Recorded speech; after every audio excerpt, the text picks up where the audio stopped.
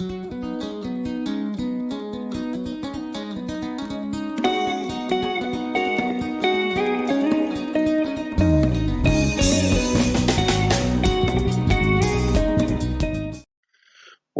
to today's lesson as we continue with the History Form 3.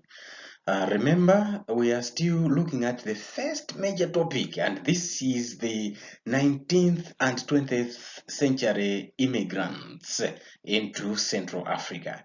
Remember, in the first part, we are looking at the immigration of the Yao, the coming of the Yao. Then we connected with the coming of the Lomwe. Then we ventured into the coming of the Ngoni. So the Ngoni are divided into two, as you know. The Jere Ngoni, we looked at them, led by Zwangendawa, and we saw how they traveled and got finally settled in Malawi. And in today's lesson, it is another wonderful part that indeed we are going to look at the Maseko Ngoni.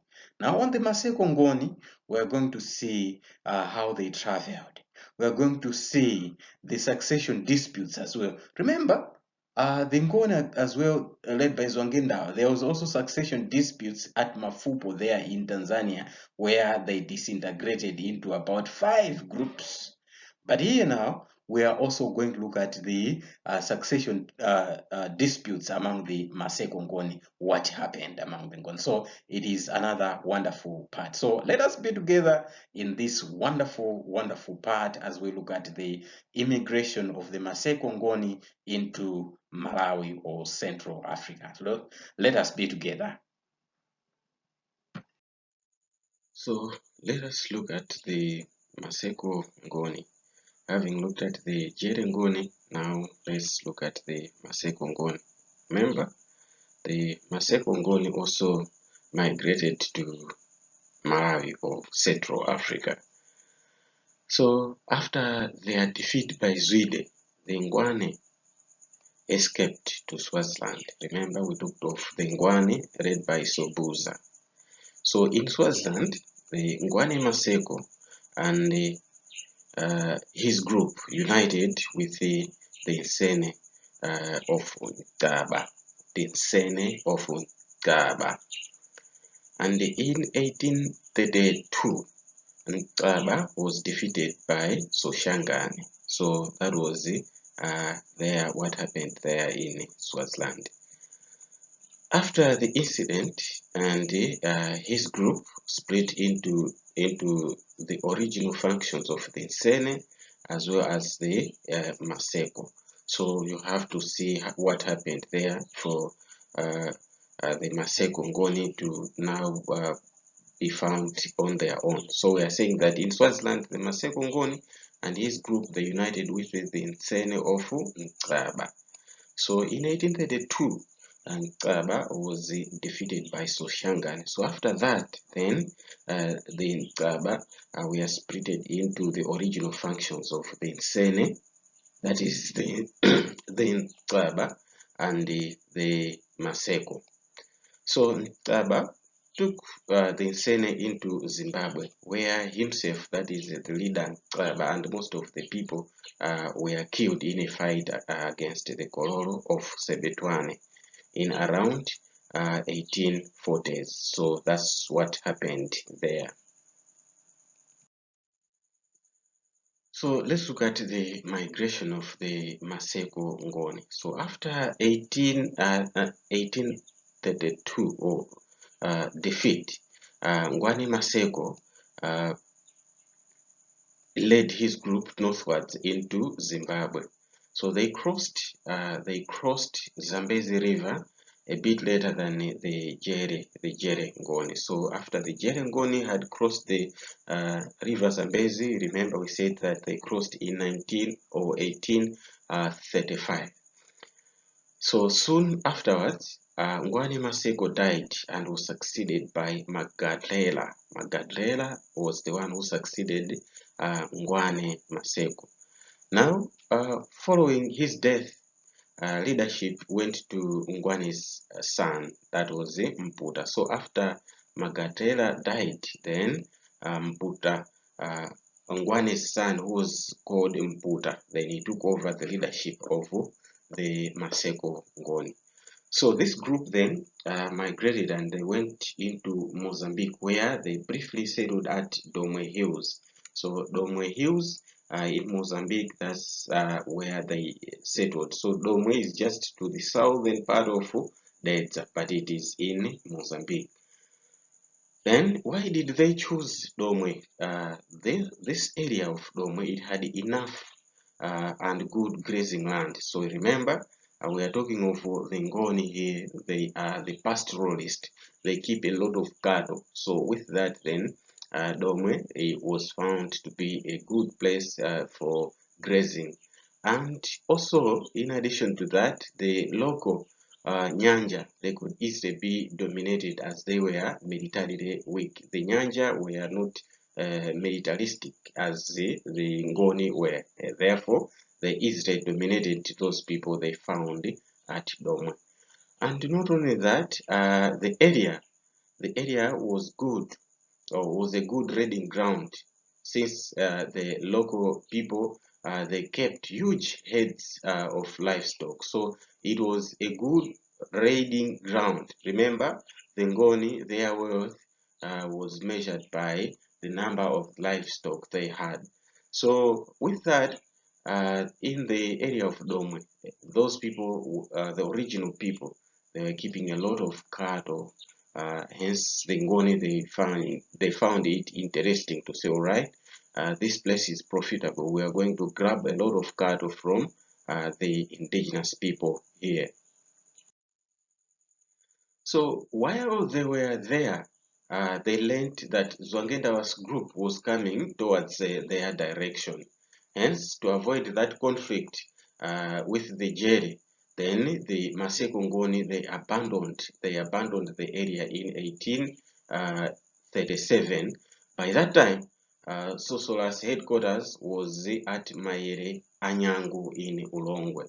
So that's what happened there. So they were helped by Kalonga Sosola to cross the Shire River into Mozambique, again into the other side of Mozambique. So you see why we're mentioning Mozambique again here. So it is like they settled in Mozambique. You know, Mozambique is like engulfing, it engulfs Malawi.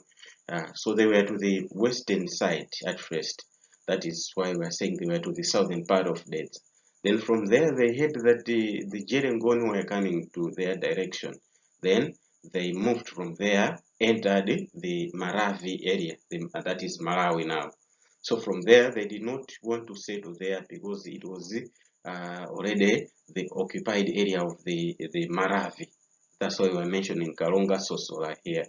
So they just wanted to proceed to go to the other side again of Mozambique. So here we are saying that they were assisted by Kalonga Sosola to cross the river Shire. Then they proceeded to Mozambique. So along the way, they attacked the Yao, forcing them into southern Malawi. So when they entered Mozambique there, they attacked the Yao there. Then the Yao, they fled to Malawi. So that's what happened with the Maseko Ngoni. Then they proceeded to Songea. That's where they settled in Songea in Tanzania in around 1839, where they lived together with the Gwangwara Ngoni. Remember, we mentioned the Gwangwara Ngoni after the Jere Ngoni had splitted. After they had splitted there in Tanzania, we saw to it that the Gwangwara, they moved to to Songea. So there they met with the Maseko Ngoni. So after the death of Zulugama, in 1858, then the two groups they quarreled. That is the Maseko and the Gwangwara. So unfortunately, the Maseko Ngoni, they were defeated, and it was during this quarrel that Mputa, the leader of the Maseko Ngoni, now was killed. So Then this time, what happened was that Chidiaonga, he became a regent. This time, you know what a regent means. A regent, someone who act on behalf of the king, because Mputa's son Chikuse was still very young. He was young. Therefore, Chidiaonga became the regent. So he led the group, that is Chidiaonga, led the group into central Malawi in 1867. So in 1867, Chidiaonga, then he led the Maseko Ngoni out of Songea after that quarrel with the Gwangwala. Then he led them back to Malawi. And they settled in the area that extends across Dedza and Ncheu uplands. So they settled in that area of Dedza and Ncheu.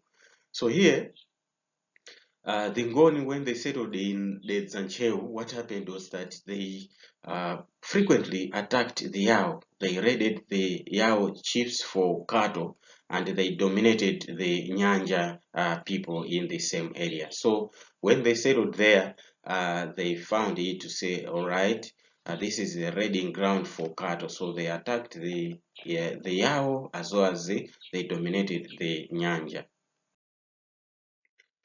So this area in Ncheudedza area, it was suitable for the Maseko Ngoni because there was enough grazing land. There was enough grazing land for their livestock, and not only that, there was plenty of grass. There was plenty of grass uh, uh, there, so that's why they settled there for grazing their animals. So apart from maybe grazing land, which was enough, and there was also enough grass, the Nyanja, the people whom they dominated there, they were willing to be under the Ngoni. The Nyanja people were willing to be under the Ngoni. So why? They wanted them to be protected from the Yao slave raiders or the slave dealers like the Dambara, the Yao who were raiding the Nyanja there.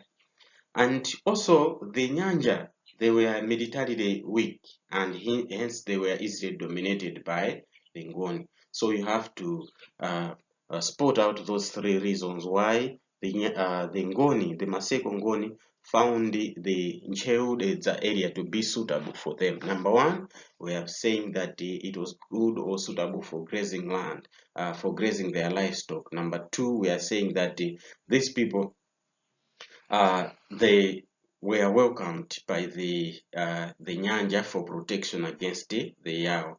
And again, the Nyanja, that is number three. The Nyanja were easily dominated because they are militarily weak. So by the time Chidiaonga died, that is in 1878, Maseko Ngoni, the Maseko Ngoni, they dominated all that area, the Ncheu area. So the Maseko Ngoni were found to be the owners of that area by the time their leader or the regent was dying, that is Chidiaonga.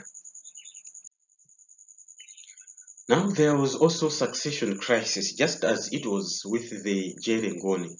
The Maseko Ngoni also experienced the same, that is the succession crisis. Now it all started with the death of Chidiaonga.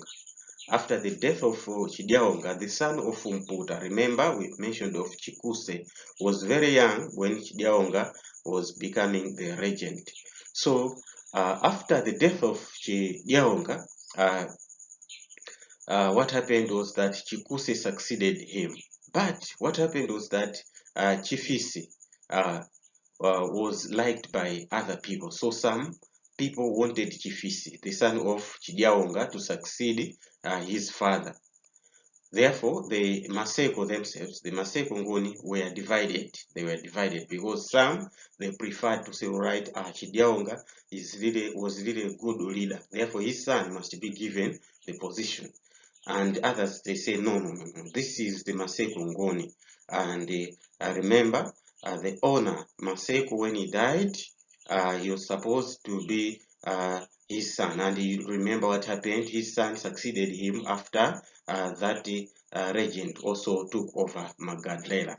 So it is the kingship of Maseko and not otherwise. So they split it. So Chifisi was then crowned as the second influential chief. So what happened was that still more others, they emphasized to say, no, we cannot leave out the family of Chidiaonga. Therefore, Chifisi has also to be recognized.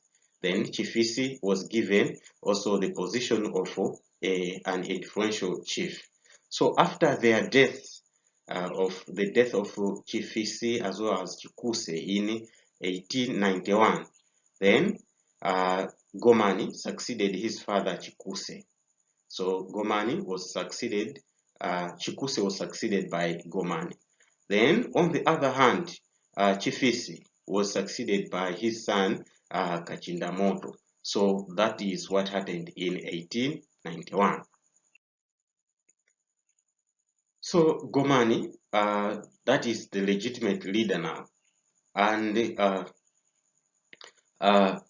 Kachindamoto, that is the other influential kingship now. They attacked, or Kachindamoto attacked Gomani. Why? Because he was not happy with the installation of Gomani. So after 3 years of fighting, then Kachindamoto was defeated and he fled to Ntakataka. Do you remember Ntakataka? This time we talked of the Maravi in Form 2. Remember where they put their headquarters? It was just near Ntakataka. That's where there was Nkamba and Mantimba, that is in Dedza. So there, Kachindamoto established his headquarters and Gomani remained at Rizuru in Ncheo. So that's how they split it now. The other one went to Dedza and the other one settled in Ncheo. So despite that taxation was extended to his area, Gomani resented. He resented his people paying that tax. So why did he refuse paying the tax? Number one, because he had not asked for the British protection. That's what he said. He said, no, we are not going to pay you the tax because we did not invite you to come here. We are not lacking anything. We don't want any of your assistance. So with Ngoni, we are going to be independent of your protection. So we don't need the British protection. So Goman also uh, uh, So Gomani was also against his subjects working for the Europeans. So he also did not want his people to be working under the Europeans. So in 1896, some people had escaped Ngoni raids and they had sought refuge in with the missionaries at Domboli. So that's what happened. Those people who were assimilated, then they fled and they sought refuge among the missionaries or the British missionaries. Then Gomani demanded that those people must be released to his dominion or to his control.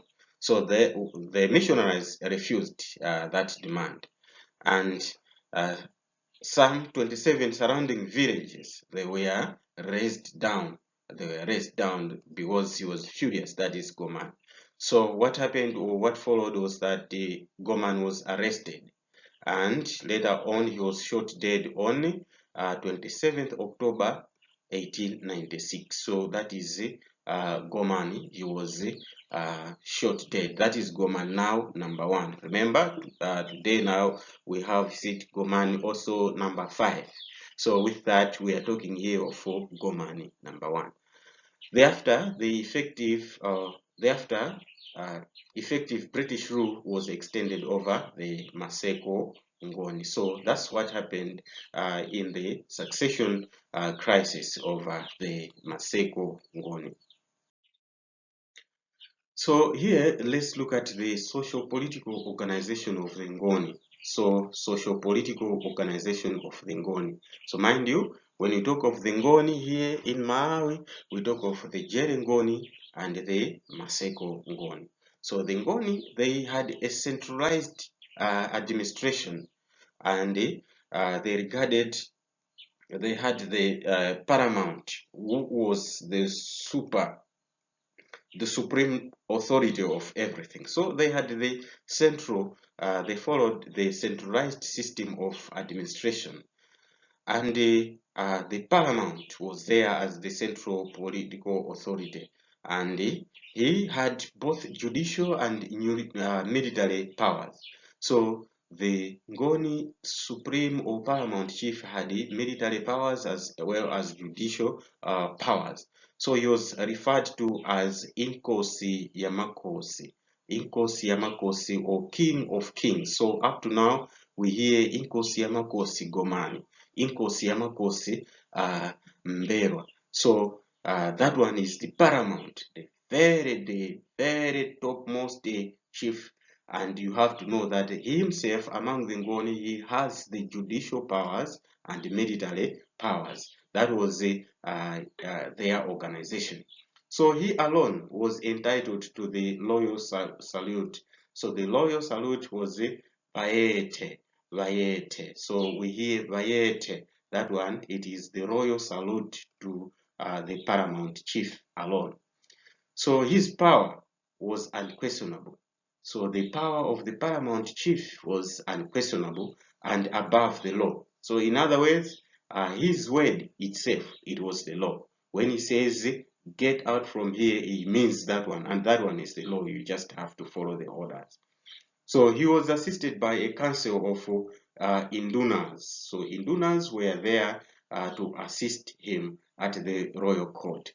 So they had the Indala.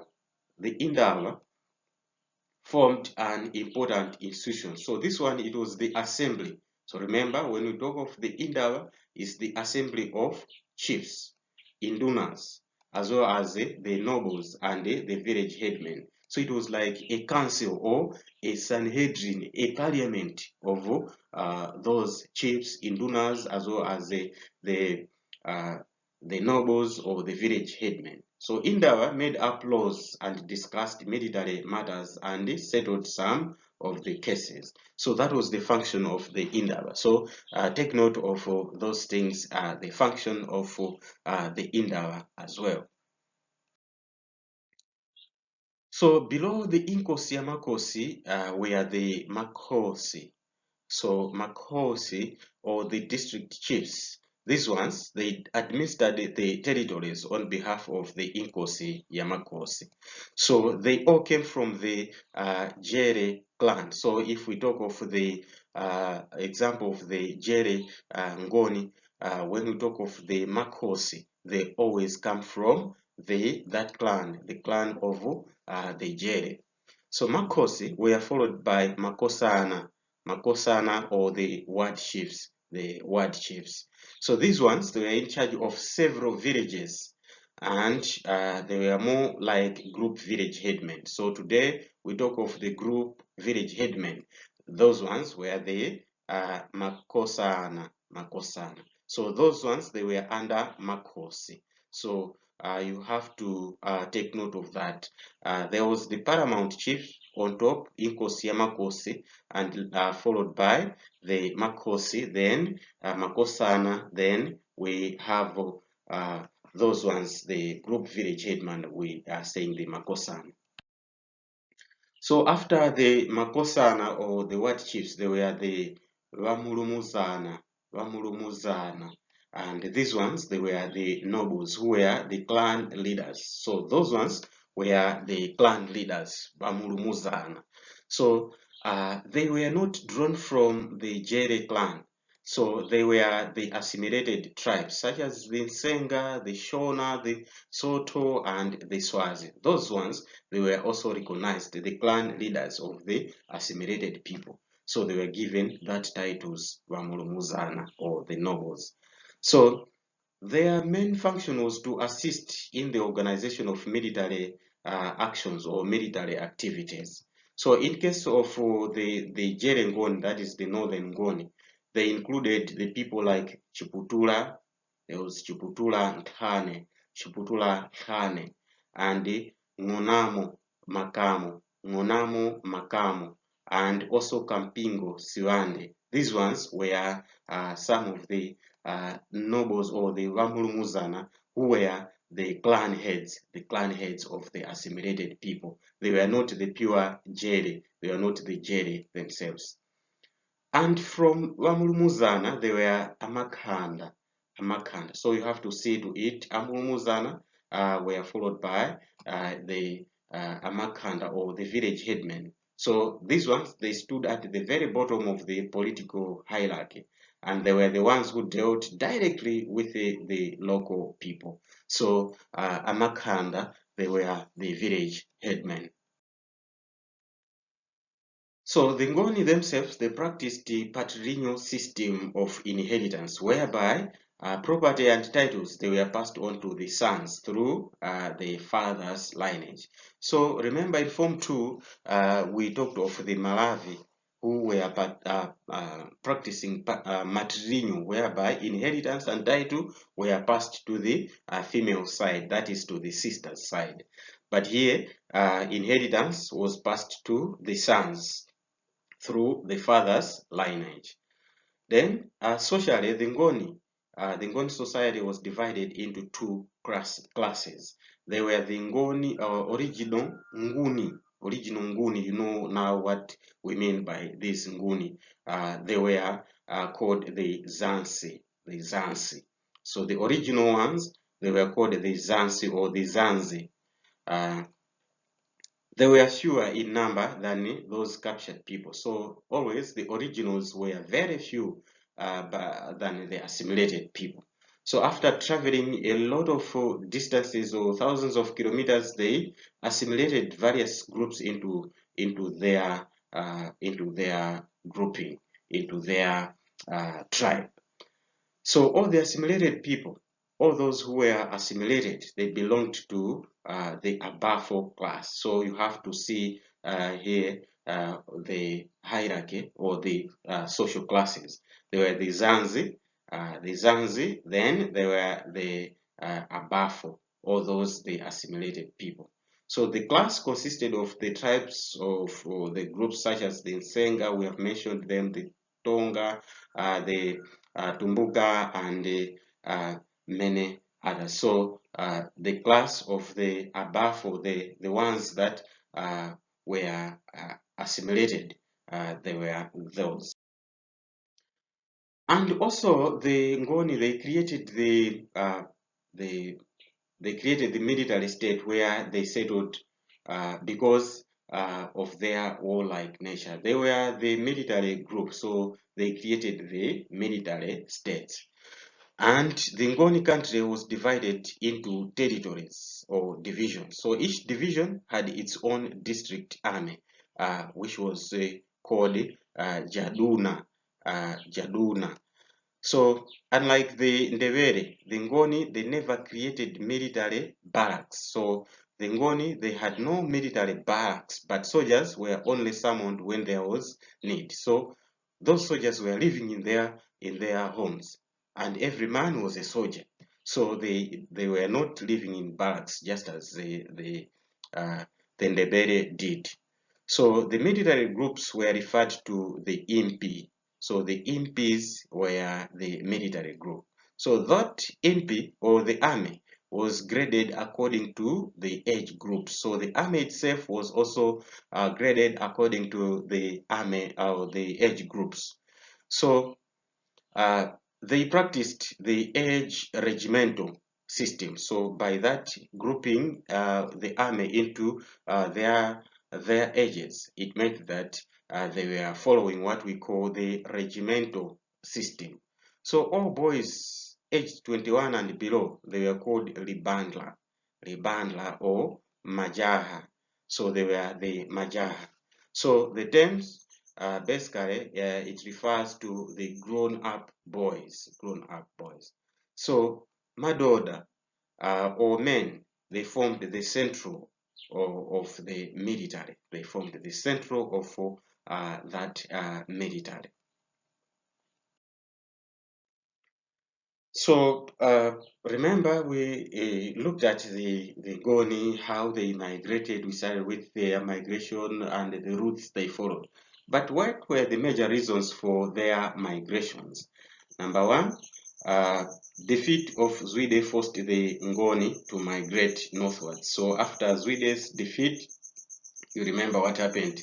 We talked about this. They were forced to move outside because now Shaka Zulu, he was so ruthless. He was revenging now the death of Dingiswayo when he defeated them Tetwa. So it was they were so the disturbances there, the Amfekani. So with that, then it was not a good place for the people or the Ndwandwe. Now, Zongendawa's ambition to create his own state. So when you talk of the Jerengoni, why they migrated, it is because Zwangendawa, he wanted to create his own state, not to be subject to anyone or Shaka Zulu. No, he didn't want that. So they were constantly looking for resources such as cattle to satisfy their group. Or to maintain their economic status, the economic status of the Ngoni. So those were mainly three reasons why the Jere Ngoni, they migrated from South Africa going upwards. So the Ngoni were always successful northwards, north of Zambezi. We talked of that. The reason was that they kept on assimilating other people, and that one, it made their population to grow. So they were successful as they were going up because of the assimilation. They are swelling up their numbers so that the group become bigger. So in addition, also their military superiority made them also to be successful. So apart from assimilation, the other thing that made them to be successful was their military tactics. So they adopted Shaka's military techniques and maintained a regimental system. We have just talked of the regimental system. So that military system made them to surprise other people in terms of war. Hence, they easily defeated and assimilated other people. And also the Ngoni, uh, they had collected tribute from the subjects. They were collecting the tribute from other subjects, like the assimilated people. They were forced maybe to pay tribute to them. So what was the impact? The impact of the Ngoni.